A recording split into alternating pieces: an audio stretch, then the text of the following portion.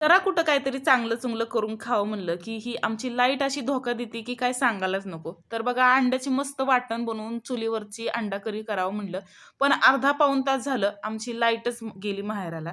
तर बघा लाईटीला असं वाटलं, की माझी चुलीवरची अंडा करी आजची कॅन्सल होती की काय.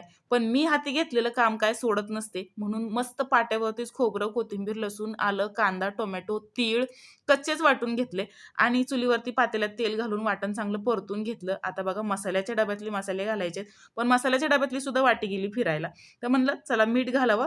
चवीनुसार मीठ घातलं आणि मसाल्याच्या डब्यातलेच मसाले घातले. हळद आणि मिरची पावडर, कांदा, लसूण मसाला, तर घरगुती मसाला सुद्धा घातलाय आणि हे वाटण आणि हे मसाले चांगले परतून घेतले आणि अंड्याचे एकाचे 2 भाग करून घेतले आणि हे गरम केलेलं पाणी घातलं. तर आता ही अंडा करी चांगली उकळून घ्यायची आहे. तर अंडा करी चांगली उकळली तर तुम्ही बघू शकताय खूपच मस्त कढवून घेतली. या जेवायला आणि तेवढ्या चॅनलला सबस्क्राईब करा.